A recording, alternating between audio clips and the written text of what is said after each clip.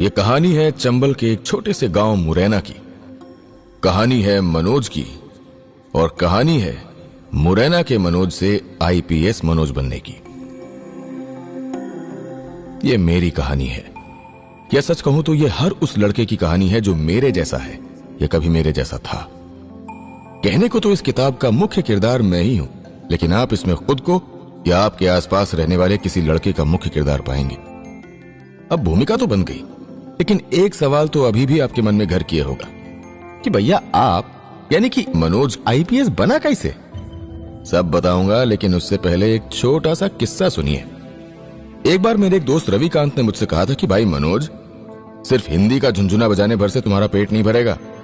हिंदी से बीए कर भी लिए ना तो भी नौकरी की मेज से पहले ही हिंदी की वजह से तुम्हारे प्राण निकल जाएंगे। तो मैंने रविकांत से कहा कि यार रविकांत, एक बात बता, जब पूरा हिंदुस्तान हिंदी के कागजों पर चलता है, फिर हिंदी भाषा क्यों किसी गाली जैसी लगती है? क्यों हिंदी के स्टूडेंट्स को अनपढ़ के जैसे देखा जाता है? ऐसा ही था मैं, बगावती लड़का जो एक समय अपना 12वीं का एग्जाम भी पास नहीं कर पाया था। लेकिन जब जिम्मेदारियों का बोझ कंधे पर आया तो समझ में आया कि पढ़ाई लिखाई कितनी जरूरी है।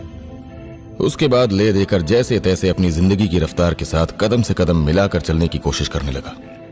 तभी अचानक मुझे जोर से धक्का लगा और मैं पुलिस के लफड़े में पड़ गया।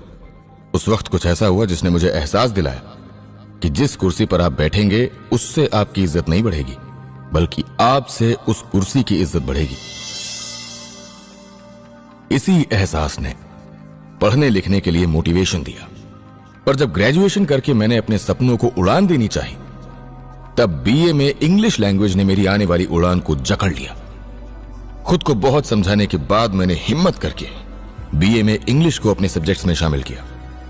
तब जाकर पता चला कि सिर्फ बीए पास करने से भी अच्छी नौकरी नहीं मिलेगी, क्योंकि अंग्रेजी जब तक जबान से फटाफट ना निकले तब तक मार्केट में इमेज कहां बनती है। यहीं से मुझे लगा पीएससी का चस्का। पीएससी जिंदगी बना सकती है। जब यह समझ में आया तब मेरे हालात बद से बदतर हो गए। एक वक्त तो न रहने को छत थी न खाने को खाना, लेकिन मेरा गिर कर उठना यहीं तक नहीं था।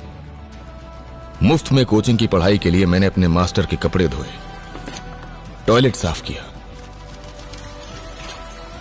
और इन सब के बदले उपलब्धि में मुझे कुछ ऐसा मिला जिस पर अंत तक मेरे सिवा किसी को भरोसा नहीं हुआ।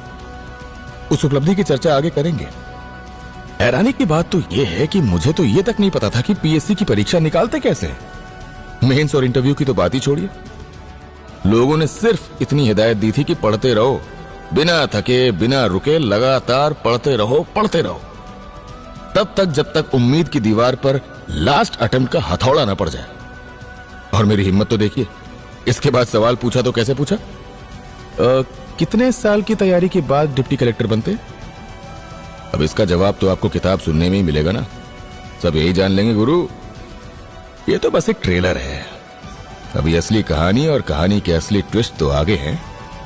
तो आइए मेरे साथ शुरू करते हैं मनोज यानी कि मेरी कहानी 12th फेल, आपके अपने